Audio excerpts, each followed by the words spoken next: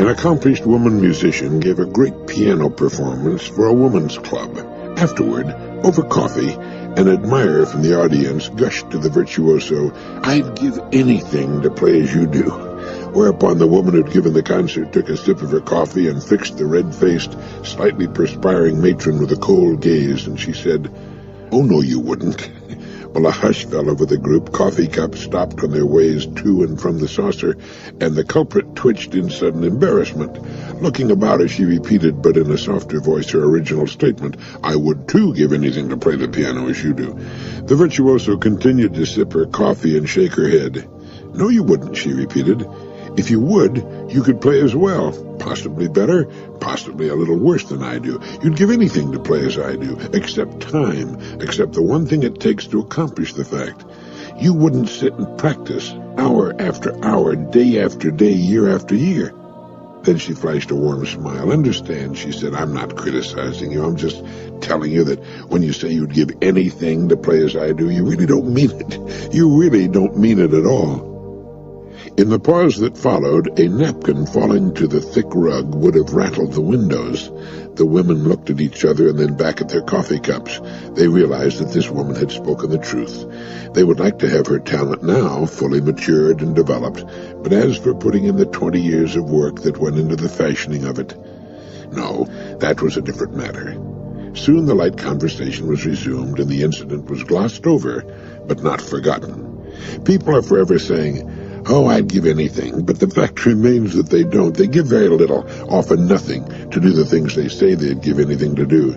The actor who envies the pinnacles reached by the stars, the small business person, the homemaker, the student, the golfer, the professional person, the aspiring writer, the painter, across the entire spectrum of achievement, the stars are those who have simply given their dedication, their singleness of purpose, their days and nights, weeks and months and years, and when the harvest they have so painstakingly sown and nurtured for so long begins to be reaped, there are others with the same time, the same opportunity, the same freedom, who come up to say, "I'd give anything to be able to do what you're doing, to have the things you have." But as the pianist said, "I'm just telling you that when you say you'd give anything to play as I do, you really don't mean it. You really don't mean it at all.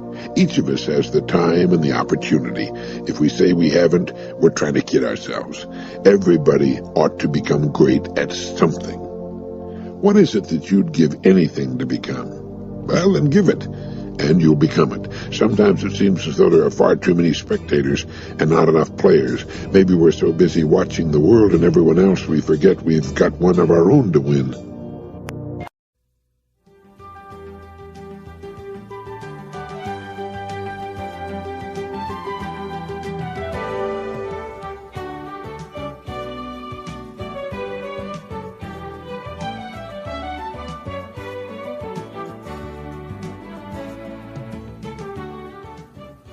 Every business, every organization, from the smallest to the very largest, needs a leader. They have their committees, their echelons of command, and perhaps a widely dispersed group of semi-autonomous divisions. But the overall company and each of its divisions must have strong and able leadership. Contrary to popular belief, you do not raise morale in an organization. It filters down from the top.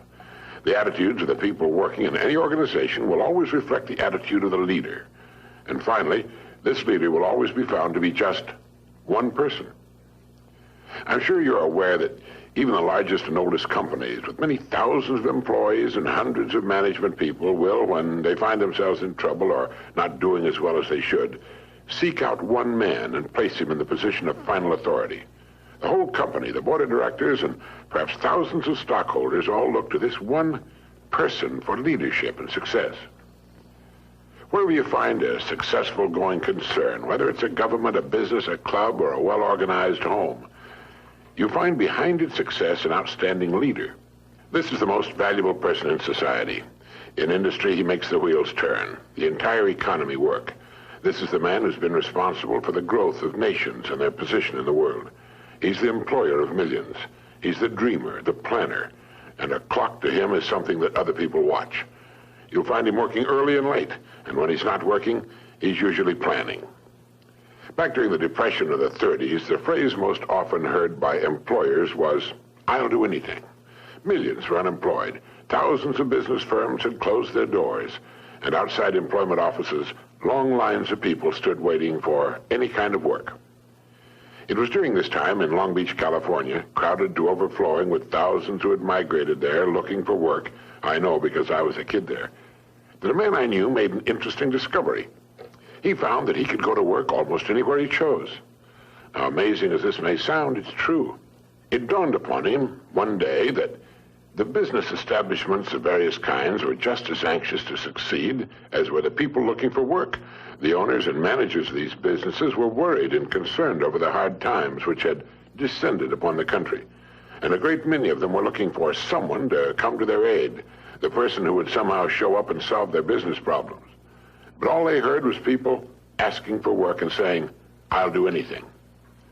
These people were asking for a paycheck from a man who was very likely teetering on the brink of financial ruin himself. And so signs appeared in windows all over the land, reading, "No help wanted." This was a negative form of advertising, and while it kept the plaintive hordes away from the door, it also hurt business. Well, this friend of mine decided to become a part of the solution instead of a part of the problem. And his method was simple, and it worked like a charm. He selected the kind of business he felt he would like to work in and in which he could build his career. He then devoted a month to finding out all he could about that particular business. He talked to other people in the same line. He heard their problems and what they felt was wrong. He talked for hours, asking questions about what they felt was needed and so on. He went to the public library and read everything he could find on that industry. And then he began to think of ways and means by which this business might be improved. When he was ready, and finally made his call on the company for which he decided to work, instead of asking for a job, he said something like this: "I believe I know of several ways in which your business can be greatly increased, and I'd like to talk to you about them." Well, here he was, selling the one thing on earth in which his prospect was most interested. The fact that he now knew a good deal about the man's problems permitted him to talk intelligently. And he took a positive attitude, expressed a willingness to pitch in and help the man put his business on a sound and profitable footing, and that's right, he got the job. Now, what had he done? Well, first he had specialized. He had selected one line of work and decided that was where his future would be. Now he had to prove himself, and he did. The best way for you to develop the security that lasts a lifetime is to become outstanding at one particular line of work. Look at it this way. Regardless of economic ups and downs, the industry of which that line of work is a part will continue to operate. It won't shut down completely. As long as you're in the top 5% of the people in that industry, you know you'll always be in demand. You'll be wanted and needed, not just where that industry is concerned, but where you and your family are concerned also. The man or woman who becomes truly outstanding at what he or she does has the world on a string. Here's the person of confidence and peace of mind. Here's the person who's quietly aware of his ability and intimate knowledge of his job in his particular industry. Ask yourself this question: am I now such a person? Down deep inside, you know the answer. If your answer is yes, you're among the most fortunate people, and in one of the smallest and most elite groups on earth. If your answer was no, it can be turned into a yes in a surprisingly short time. The first step is to make one really big and important decision. It's a decision the great majority of people never make, and suffer as a result. Failing to make this decision keeps a person from ever really getting on course or clarifying his goals. If you make the decision I'm now going to recommend, you can take a deep breath, give a comfortable sigh of relief, fix your eyes firmly upon your target, and go to work relaxed, comfortable, and sure in the knowledge that the success you seek will be yours. The great steel magnate Andrew Carnegie, when asked the formula for success, answered, "Put all your eggs in one basket, then watch the basket." Let's be frankly realistic. Who gets laid off work during an economic slump? Well, what gets thrown over the side when a ship is in danger of going down? Everything not absolutely vital to the operation of the craft and the safety of its passengers. And it's the same with a business or any other organization. With a corporation, its main purpose is to remain in business forever. As long as it remains in business, it can provide a needed product or service, protect the investment of those who have faith in it, and provide jobs for those who are vital to its continuity of operation. It's the duty of management to protect the firm and the people who depend upon it, just as it's the captain's duty to do everything in his power to keep his ship sailing. All a person needs to do is to make certain that he or she is a vital part of his business or organization. Those who insist on remaining spare gear must expect to be jettisoned when things get too rough for safety. Nobody, particularly the captain, likes to see cargo thrown over the side, but if it'll help save the ship, there's simply nothing else to do. That's why people are laid off. It has nothing to do with management and labor relations or personalities, and in the long run, it's best for everyone, since once smooth sailing has again been reached, additional employment can be made available.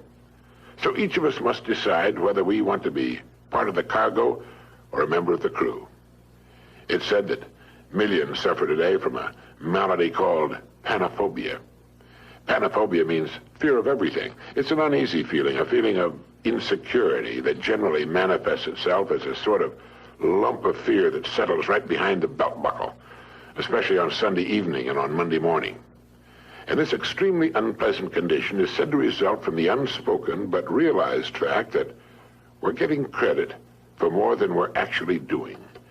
It's the perfectly natural and normal understanding deep within each of us that there's something basically wrong about getting praise that's not earned, or if you're an employee, being paid for something you're not doing as well as you possibly can.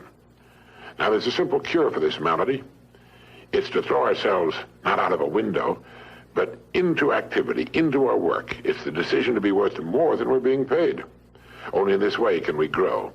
It's overbalancing the scales in the service we give, knowing that our rewards must follow as a natural result.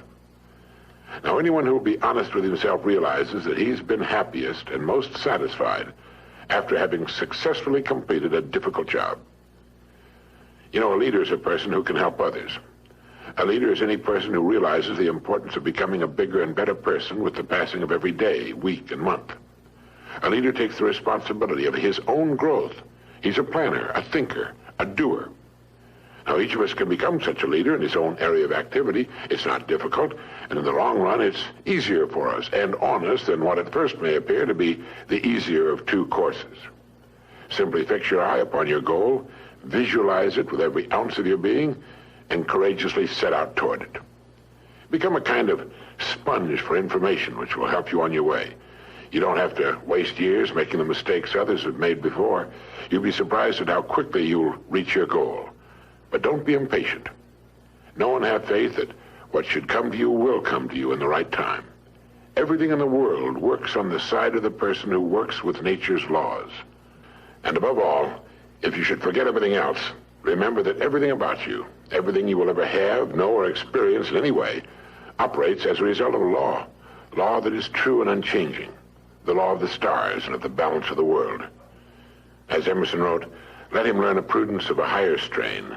Let him learn that everything in nature, even dust and feathers, go by law and not by luck, and that what he sows, he reaps. Look about you now. Take stock of your present situation, because it's nothing more nor less than the result of your past sowing. Are you happy with it? Is it what you want? Then you know what you must sow today and tomorrow and the next day, and in the sowing rest in the calm, serene, and cheerful certainty that having sown, you will then reap the rich results, the abundant harvest.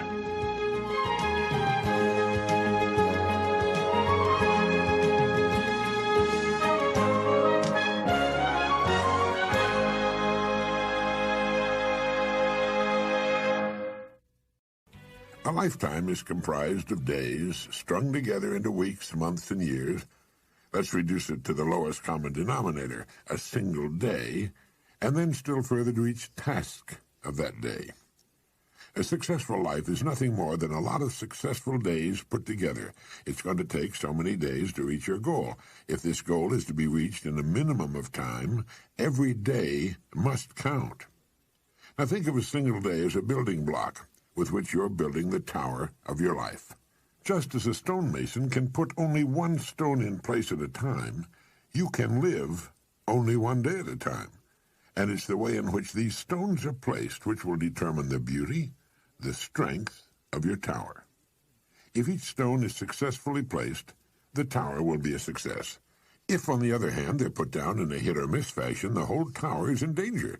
Now, this may seem to be a rather elementary way of looking at it, but I want to make it clear, and it's a good and logical way of looking at a human life. All right, then, let's take it one day at a time. From the time we wake up in the morning till we drop off to sleep that night, keeping our goal in mind as often as possible. Now, each day consists of a series of tasks of all kinds, and the success of a day depends upon the successful completion of most of these tasks. Now, if everything we do during the day is a success, that is, done in the best fashion of which we're capable, we can fall asleep that night in the comfortable knowledge that we've done our very best, that our day has been a success, that one more stone has been successfully put into place. Now, this is the way to really live. Do each day all that can be done that day. You don't need to overwork or to rush blindly into your work, trying to do the greatest possible number of things in the shortest possible time. Don't try to do tomorrow's or next week's work today. It's not so much the number of things you do, but the quality, the efficiency of each separate action that counts. The quality of what you do. Gradually, you'll find yourself increasing the number of tasks and performing them all much more efficiently. To get the habit of success, and that's why successful people go from one success to another, because it's a habit with them. To get the habit of success, you need only to succeed in the small tasks of each day. This makes a successful day. Enough of these, and you have a successful week, month, year, and lifetime. This is why I say success is not a matter of luck. Far from it. It can be predicted and guaranteed, and anyone can achieve it by following this plan. Almost before you realize it, you'll have achieved your goal. In looking back, you'll realize that your success was not attributable to any one day, week, or month, but rather it was the consistent, unrelenting, successful succession of single days that turned the trick. This is the way a skyscraper, a home, or a human life is successfully built. One successful day at a time, and each day comprising a collection of successful tasks, one successful task at a time. In order to advance to the place you've chosen, two things are necessary. One, that you keep your eye on your goal, and two, that you continue to grow from the standpoint of competence and effectiveness. Don't get impatient. Don't let the hundreds of little distractions which each day try to get you off course bother you. Pay no attention to them. Shake them off and stay steadily on the track. Concentrate on each task of the day from morning to night, and do each as successfully as you can. Know full well that if each of your tasks is performed successfully, or at least the greater majority of them, your life has to be successful. There's no other answer. There's no way to avoid it. The men and women who are certain to advance are the ones who become too big for their jobs and who have a clear concept of what they want to be, who know what they can become, what they want to become, and who are determined to be what they want to be. Remind yourself at this time that people become exactly what they make up their minds to become. Are you too big for your present job? If it's obvious to you that you are, it's obvious to others. You know, people are not given promotions as a rule. They promote themselves by becoming too big for their jobs and by making up their minds exactly what bigger and better job or income they're shooting for. And this is done by taking one day at a time, one task at a time during each day. But how do we separate the important tasks from the unimportant? Did you ever hear of the single idea for which a man was paid $25,000, and it was worth every penny of it? The story goes that the president of a big steel company had granted an interview to an efficiency expert named Ivy Lee. Lee was telling his prospective client how he could help him do a better job of managing the company when the president broke in to say something to the effect that he wasn't at present managing as well as he knew how.